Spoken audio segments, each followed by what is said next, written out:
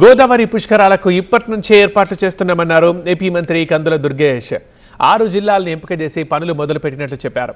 గత అనుభవాల దృష్ట్యా తొక్కిసలాట జరగకుండా ప్రణాళికలు రచిస్తున్నామని తెలిపారు.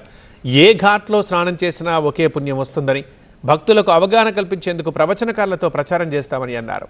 పుణ్యక్షేత్రాల్లో భక్తుల వసతి కోసం టెంట్ సిటీస్, హోమ్ స్టేలు ఏర్పాటు చేస్తామన్నారు మంత్రి కందుల. మనకి పుష్కరాలను ప్రత్యేకంగా తీసుకుని మనం వీటిని ఘనంగా నిర్వహించాలనేటువంటి ఆలోచన చేసేటప్పుడు కూడా అందులో కూడా హోమ్ స్టేలు, టెంట్ సిటీస్ గురించి కూడా ప్రత్యేకమైనటువంటి కార్యక్రమం ఏర్పాటు చేస్తున్నాం. గత పుష్కరాల తాలూకు అనుభవాలను దృష్టిలో పెట్టుకుని ఎక్కడా కూడా స్టాంపేడ్ జరగకూడదు, ఎక్కడా కూడా రద్దీ పెరగకూడదు అనేటువంటి ఆలోచనతోటి మనం ఇప్పటి నుంచే కూడా ఆధ్యాత్మిక ప్రవచనకారులు ఎవరైతే ఉన్నారో వారిని నిల్వలు చేయడం ద్వారా వారి ద్వారా ఏ ఘాట్లో స్నానం చేసినా సమాన పుణ్యఫలం దొక్కుతుంది అనేటువంటి మాట తెలియజెప్పే విధంగా, ఎక్కడా కూడా పలానా పుష్కర్ ఘాట్లో చేస్తేనే మంచిది లేకపోతే గౌతమి ఘాట్లో చేస్తే మంచిదని కాకుండా మొత్తం 6 జిల్లాలను దీనికి ఎంపిక చేసాం మనం.